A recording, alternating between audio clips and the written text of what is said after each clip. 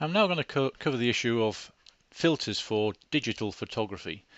Now, there was a time when filters were, a camera bag would be full of different types of filters to modify the way light entered the camera and affected the film. But of course we can do loads of that now in Photoshop, but there's still quite a few things that we can't do in Photoshop, and those are the types of filters that I'll be covering now. So the most useful one is probably the UV filter, the ultraviolet, or sometimes called a protector, because it can physically protect the front element of the lens from bashes and sand and rain and all sorts of things. You need to get a good quality multi-coated UV filter and maybe leave it on the lens all the time unless you put another filter on. So that is a really good investment. Polarizers. Now polarizers modify the light going into the lens in a way that you just cannot simulate in Photoshop. It's a physical effect, so Photoshop can't actually simulate this. So again, for certain types of photographs, this is a really good investment. Neutral grads. Now we've already covered the fact that a digital sensor can only accurately record a limited tonal range, brightness range within a scene, and some especially landscape shots where you may have a very bright cloudy sky and deep shadows in the foreground, the camera may not be able to adequately capture that vast tonal range within the image, and so some of the clouds will go totally white and some of the shadows will go totally black. So a neutral density grad helps to reduce the physical amount of light entering the lens going onto the sensor, and these come in a range of different intensities. So especially for landscape photographers, neutral grads can be quite useful. Neutral density, this is the same sort of thing as a neutral grad, only it's over the entire area. So this actually physically reduces the amount of light by a fixed amount, and you can get them from like 2 times all the way up to 10 times, and I've even seen greater densities than that. It's purely a light reduction filter, and it shouldn't really alter the colors at all. So they can be quite useful, especially if you're wanting to get exaggerated movement within the image. I've included these close-up. It's not really a filter, although it screws onto the filter thread of your lens, but this is a close-up lens, so it enables you to actually focus the existing lens on your camera much closer than would normally be possible, so you can get macro sort of shots using this sort of thing. So that's also a very cheap and useful way of getting into close-up photography. But as with all things, only buy really good quality filters, because they could be the weakest link in your quality chain, and try and get them multi-coated, so that reduces the amount of reflections off the lens. Don't forget that every air glass boundary would normally reduce the light, and you get scatter of about 5%, so each filter has a potential to reduce the amount of light by 10%. But if you have multi-coated filters, that reduces significantly to virtually zero. So things to look for in filters. Cost is usually parallels with quality. Circular or rectangular. Now this can be a little bit confusing, but we're talking about the physical shape here. So you can get circular ones which screw into the filter threads of most lenses, and you get rectangular ones. So you need a special mount which screws onto the filter thread of your lens, and then you slide the filter in the mount, and you can change the position of the filter in the mount to give you the right positioning of it, like the gradient that we got here. Filter sizes. So each camera lens has a filter, well, most camera lenses have a filter thread at the front, and that has a physical size. So if you've got a whole range of different lenses, you may find that your filter sizes are also variable. So you may need to invest in a range of similar polarizers that fit your different lenses. or you could maybe just get a step up adapter, and this one goes from 77mm up to 82, so maybe you could standardize on 82mm and get a few cheap step up adapters. So that's another option. Glass or plastic. Most circular filters like these are glass, and you know that they're much sturdier, hardier materials. Most rectangular filters are plastic or some sort of acrylic, and they tend to scratch a little bit more, but quite often you've got no choice between the two. You either get them or you don't. And you've got the quality of the glass and plastic, and again this is reflected in the cost of the filters. Better quality ones usually cost more. The quality of the mount, especially when it comes to polarizer and things like that.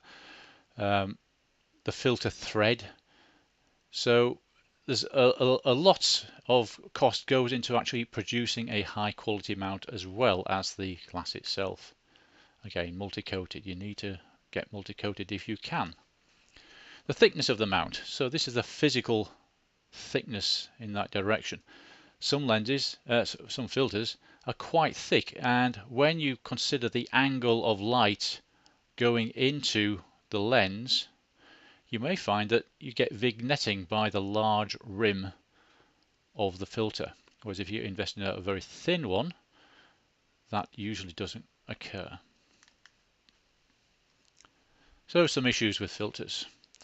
It introduces an additional optical element that probably wasn't designed into the original lens computation.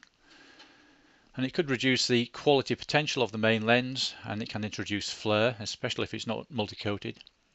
If it's got a kind of color bias to it, it could induce a color shift in your images. It can reduce contrast, it can reduce sharpness. But again, the better the quality filter, the less any of these will affect it. May cause vignetting, as I showed you in the previous slide, where you got thick or thin mounts. Some of them aren't ideal for wide-angle lenses, and they could induce a few quality problems if you've got a very wide-angle lens. In fact, some very wide-angle lenses you can't physically attach a filter to because of the angle of capture. The filter would actually, it would always interfere with the corners of the image. Try not to stack filters, so don't leave your ultraviolet on there, then stick your polarizer on there, and then stick a neutral grad. Try and reduce the number of filters you use in any one time to as few as possible, because each one will degrade the image in some way. Cleanliness and free from scratches. So you need to pay as much attention to the cleanliness of the filters as you do to your lens. So there are some types of filters that Photoshop or equivalents and Adobe Camera Raw can do a far better job of replacing.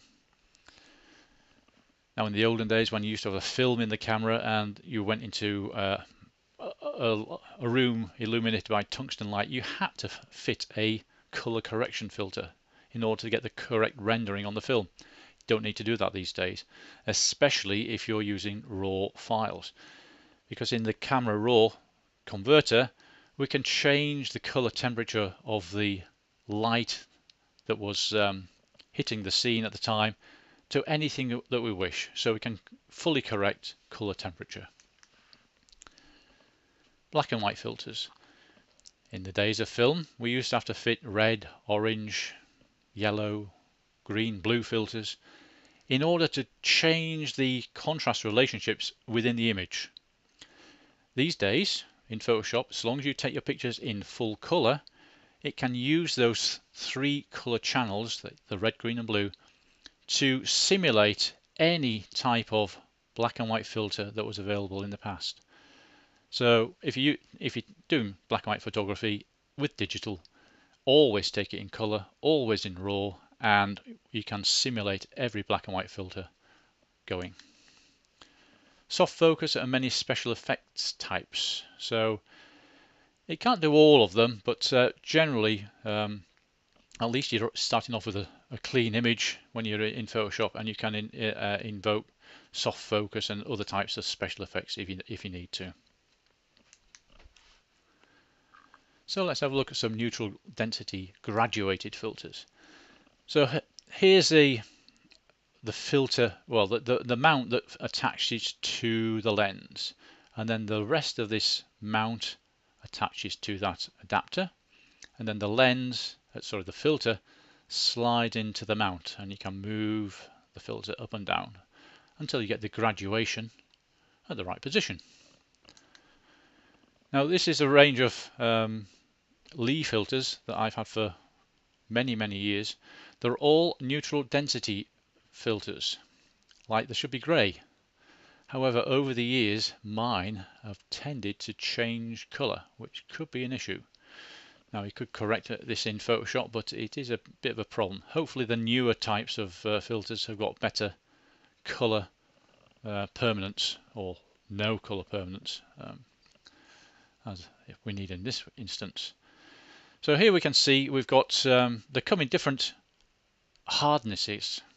Now the idea of a hardness is the degree of change, rapidity of change between the full neutral density and the clear part. So this is a hard one, and in which case you can see that it changes quite rapidly. The same density, look, a Lee 0.6 neutral density, 0.6 neutral density. This is a soft one, so you can see it goes from full density to zero density in a more gradual way, and there are intermediate variations that you can get on this. These sort of things are needed because with a wide angle lens, you'll find that a hard filter will produce a very hard result. So you may need to use a soft filter to get the same graduated effect as you would with a telephoto using a hard filter. Okay, so the focal length of the lens will change the way that graduation occurs within the image. And the aperture as well. The aperture of your lens will also change the effect of that graduation. So here's an example, no filter, or no neutral grad filter applied. This is the 3x grad. 6 ND, neutral density, and 9. Okay, and here we have and there's the no filter again. And we've got a little comparison here. So none. So this is actually 0.3 ND. So it's like a 1 times neutral density. 6 ND is like 2 times neutral density, and this one here, 9 ND, a 3 times neutral density. So the top part is actually 3 stops less light getting through to the none. Okay, so that's how it works out. We also have neutral density filters, big stoppers, they're sometimes called, and they decrease the amount of light across the entire image by, in this case, 10 stops. Okay, so instead of having a 1,000th of a second, you'd reduce the exposure by 10 stops, which would actually turn out to be 1 second if you work that out. So that's quite a useful little tip for working shutter speeds out if you are using a 10 stopper. 1,000th of a second down to 1 second. 500th of a second will be down to 2 seconds. 250th of a second will be down to 4 seconds. Okay, so that's the relationship. Again, use raw files. That way you can, if you get a little bit, if it is a little bit wrong, because a lot of these aren't exactly, it says a 10 stopper, but it could be 9 or 11, you know, depending on how it's come out of the vat of materials. So use raw files, and that will enable you to make best use of your images. You need to focus the lens and set up the camera prior to attaching the filter. And it's best to do this all in manual focus, because as soon as the filter goes over the lens, the camera probably won't have enough light to properly focus. It probably won't have enough light to accurately meter. So you need to do all of this really in manual focus, manual exposure. But again, you can use the camera's built-in exposure meter. You just expose without the filter, then you calculate 10 stops less, put the filter on, adjust your camera to suit, and shoot away. So autofocus and stabilization set to off. You use a sturdy tripod because the exposures will be quite long. That's the whole point of it. Mirror lockup. For these lengths of exposure, mirror lockup probably won't have any significant effect, so it's probably not worth bothering with. Use a remote release so you're not moving the camera when you press the button.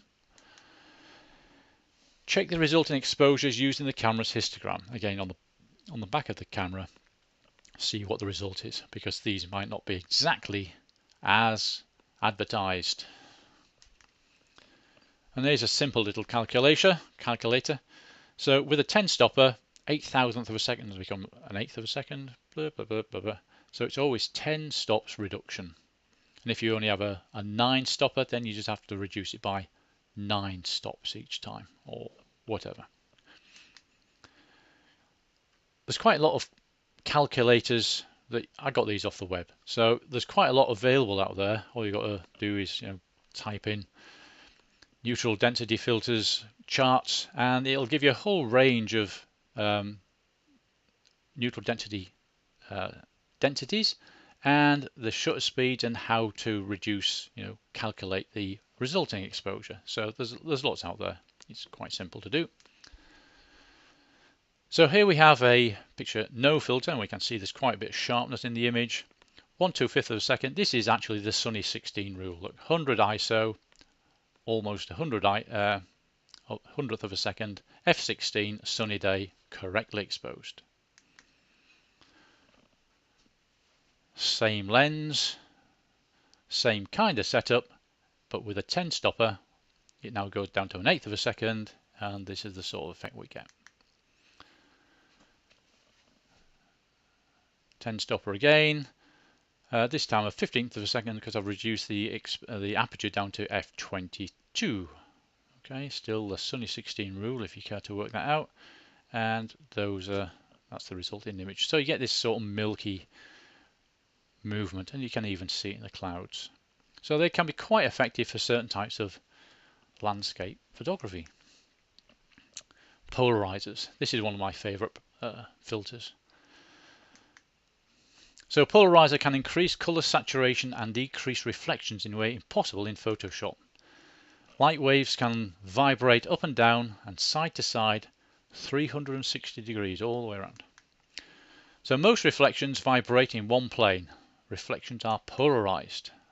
A polarizing filter can block this kind of light if correctly aligned, which is why they all rotate. And if we look at this diagram, we can see that light here is wiggling around up and down, side to side, all directions. When it goes through a polarizer, it's almost like going through a slot, and it only allows light in one particular plane to go through. Okay, we can continue on with that, just give us a better idea. Wiggle, wiggle, wiggle all the way around, and it goes through one polarizer, comes out this way. If it goes through another polarizer orientated the same direction, it just continues on through. However, wiggle, wiggle, wiggle through the first polarizer. If it now comes across another polarizer orientated the opposite direction, no light can get through. And that's how some of these variable neutral density filters work. They have what's called a crossed polarized filter arrangement. So, and you can, by swiveling the second polarizer, you can increase or decrease the amount of light physically getting through. So that's kind of a simplified way of how polarizers work. You need to buy circular polarizers. Now, we're not talking about the shape of it, but it's a special way, and I'm not going to go into this because I don't understand it, but it's a special way that these polarizers work that doesn't interfere with the workings of your camera's autofocus system or exposure system. So unless you get circular polarizers, you may find your camera doesn't work quite right. So the olden types, in the days of film, they were all called linear polarizers. So circular polarizers, it's just the way it interferes with the polarizing effect. You need to make sure you buy circular polarizers. We're not talking about the physical shape of the filter. So effects of polarizers, it deepens the intensity of the sky, mostly at 90 degrees from the sun's position. So if you look at the sun and spread your arms out each direction 90 degrees, that is where you'll get the deepest blues or the most intense effect from the polarizer. It cuts through reflections on water and glass, and it can enrich the colours of foliage, especially when they're wet. Problems, reduces the intensity of light by about 2 stops, and you can see that a lot of the light that is normally available is now stopped. Okay, so we only get about there's a 2-stop reduction in light going through. If you're looking through glass or some sort of plastics, you can get these colour effects which are unwanted. So you need to be aware of this if you're going to use a polarizing lens. If you stitch panoramic shots together, the polarizing filter can interfere with the nice blending of each shot, so don't use them for them. With really wide angle lenses, the sky becomes very uneven, so you might get a really deep blue in the center and all tapering off to either side, so it can look unnatural with very wide angle lenses. So here we have a typical scene, not polarized, and you can see the light reflecting off all this foliage. Same image with a polarizer, all that glare gets removed and we see the colors of the leaves. Not polarized, now we see the greater intensity in the green, so we can start seeing through the water, to give us a richer color. Typical example of the sky, not polarized, and it really brings out, emphasizes the clouds and the richness of the blues. So not polarized, polarized. So you can get a good idea comparison wise. So polarizers are really good investment for certain types of photography. But of course, if you're taking sports and things like that, where you really need fast shutter speeds, it's not very good to put a potentially 2 times neutral density filter on your camera. So that should have covered most of the filters that you need for digital photography.